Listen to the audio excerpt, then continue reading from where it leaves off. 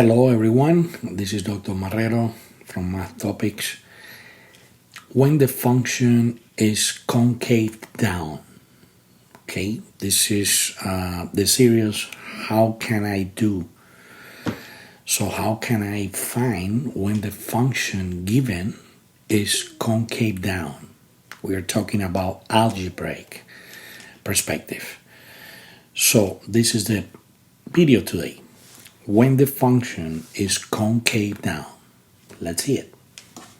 I want you to associate concave down with the second derivative negative.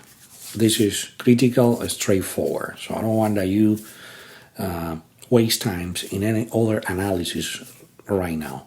So you have these polynomial functions and you have to find the intervals when the function is concave down.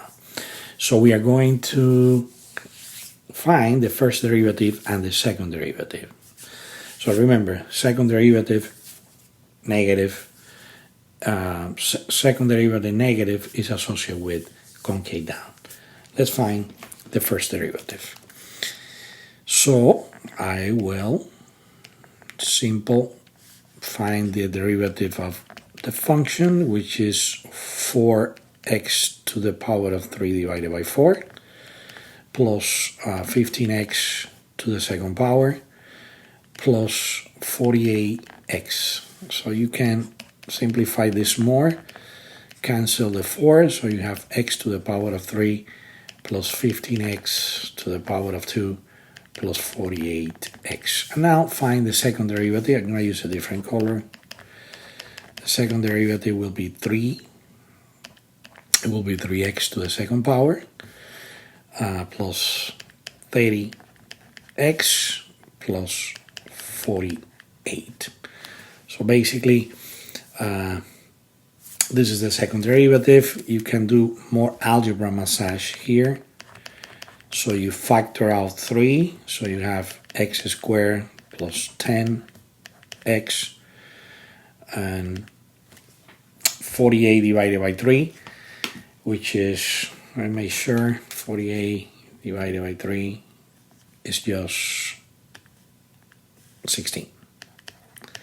So you factor this more, and you have x squared plus 10x plus 16. You can factor as an x plus two numbers that when you multiply give you 16, and when you add them up give you 10. So you have talking about 8 and 2. This is the factorization of the second derivative. So we have now points that we need to check the behavior around. The points are, the first point is -8 right here. The second point that I want to check is -2.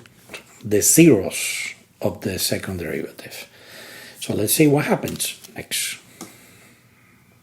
The final step is to evaluate the second derivative for those x values. So remember we have -a and -2, so you can pick x values greater than, greater than -2, for example -1 right here, and you notice that when you evaluate that x value, the answer is 21 positive. And when you evaluate -3, which is in between -8 and -2, that for that x value, the function, the second derivative is -15, is a negative value. And finally, you can pick an